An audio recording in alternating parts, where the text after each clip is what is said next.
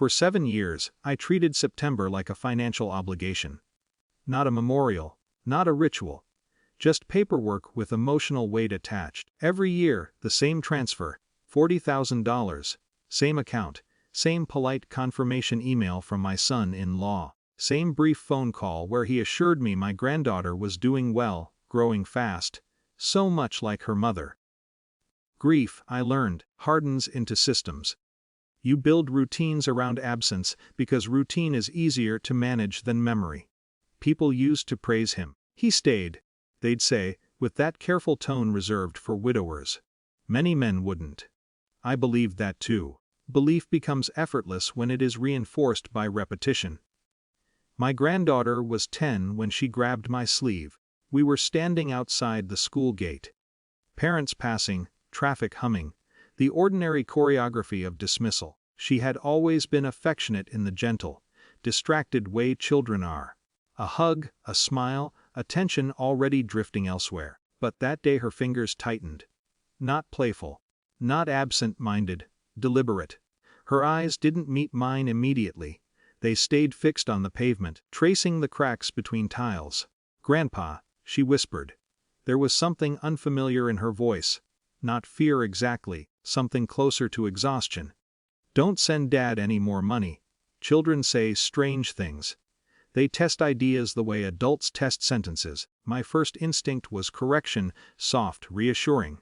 "What do you mean?" She looked up then. "You just have to follow him. You'll see. No drama, no tears, just certainty."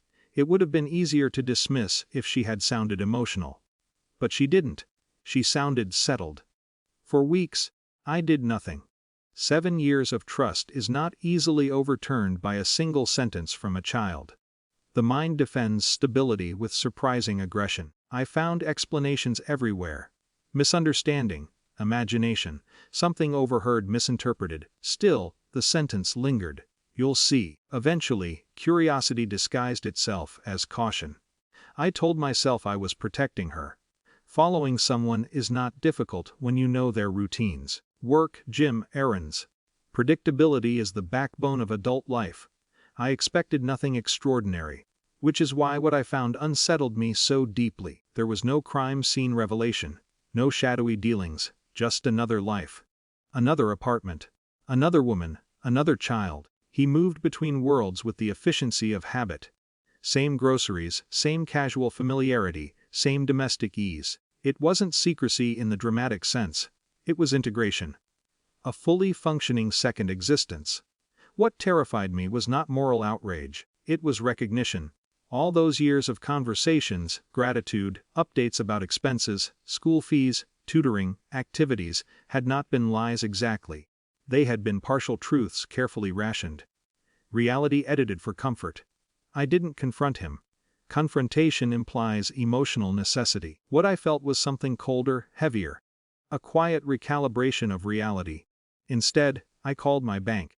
The woman on the line spoke with professional patience. I explained the transfers, the purpose, the new information. She asked questions in a tone that stripped the situation of its emotional framing. Dates, amounts, documentation. Within days, the process acquired structure. A financial review, a consultation, eventually, a formal inquiry. Authority does not enter like thunder. It arrives through appointments, emails, measured language. Yet its presence is unmistakable. Conversations shift, options narrow, narratives collapse under verification. When the investigator requested a meeting with him, the balance changed permanently. Not because of accusation, because of procedure. I was present when he realized the review was not optional. There is a particular silence that follows the recognition of lost control. Not anger, not panic, just the sudden absence of assumed stability. He didn't look at me. He looked at the table, as if the wood grain might offer an alternative explanation. The outcome was painfully ordinary. Funds restructured, transfers redirected into a trust, oversight mechanisms installed, legal language replacing informal trust. No courtroom drama, no explosive reckoning. Just systems replacing belief. My granddaughter never asked what happened. Children often understand more than adults are comfortable acknowledging.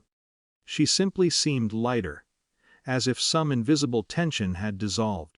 Our conversations remained unchanged on the surface: school, friends, small complaints about homework. Yet something subtle had shifted between us. She no longer spoke like someone being managed. He remained in her life. I remained in his. Families do not fracture cleanly, they stretch, distort, reassemble into uneasy configurations. Sometimes I wonder which part disturbed me most, the deception, or how easily it coexisted with normalcy. Trust, I've learned, rarely shatters. It erodes quietly, long before anyone notices the ground has changed beneath their feet.